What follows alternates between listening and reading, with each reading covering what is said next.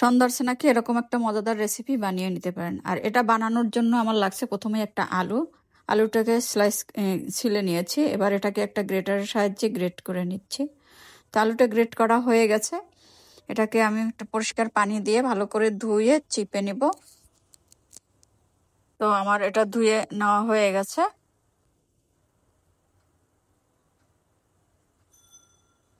এবার আমি কিছুটা পেঁয়াজ এবং রসুন কুচি করে নিব।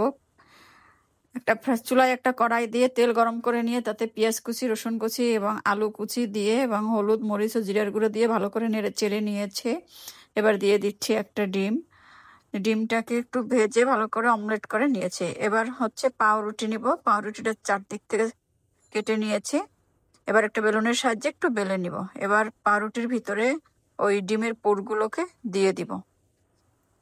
ডিম এবং আলুর পুরগুলোকে দিয়ে দিব। দিয়ে এভাবে ফোল্ডিং করে নিব। ফোল্ডিং করা হয়ে গেছে। তো এভাবে আমি সবগুলো করে নিয়েছি। এবার একটা বাটিতে কিছু ময়দা এবং কিছু মশলা দিয়ে গুলে নিয়েছি।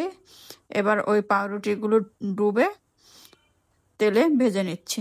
খুব কড়া করে একটু লাল লাল করে, মানে গোল্ডেন কালার করে ভেজে নিচ্ছি। তো এবার ভাজা হয়ে গেছে, আমি তুলিয়ে নিচ্ছি। এক এক করে আমি সবগুলো তুলে নিয়েছি। আর এটাকে আমি 2 ব্যাচে ভেজে নিয়েছি।